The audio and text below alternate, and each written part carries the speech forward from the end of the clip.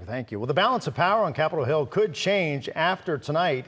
Democrats are fighting to maintain their slim majority in the Senate, while Republicans are hoping to hold on to the House. Atlanta News First Washington correspondent Ryan Henson joins us now live to talk about the seats most likely to flip. So, Ryan, let's first talk about the Senate, because we have 34 Senate seats that are up for grabs. Who is most vulnerable tonight?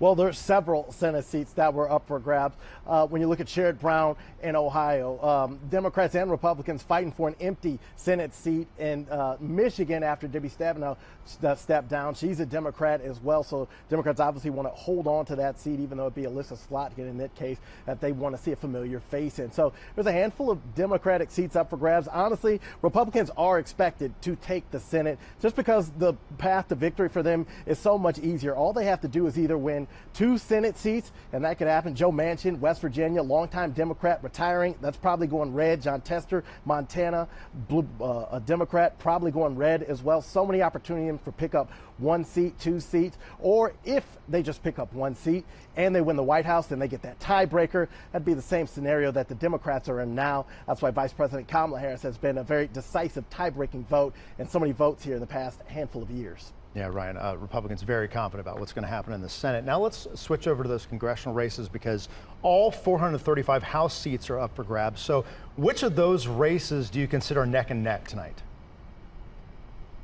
Well, there's a handful of them across the country that are neck and neck. You know, in Georgia, there's not too much activity, not too many crazy things going on, but there is one race that I did find interesting. District 3, Mara Keller versus Brian Jack. Now, that's Drew Ferguson's old seat. He stepped down. Republicans looking to hold on to that seat, and they're expected to, but obviously when the seat's open, you never know what could happen, especially in this political climate. But for Republicans specifically, there's a handful, about 3 or 4 Republicans in New York that are in blue districts that are very much at risk, so much to the point where Mike Johnson, the Speaker of the House, was up there campaigning for them, trying to make sure he holds those seats. That way they can hold that balance of power. Also in Central California, we know how blue California could be.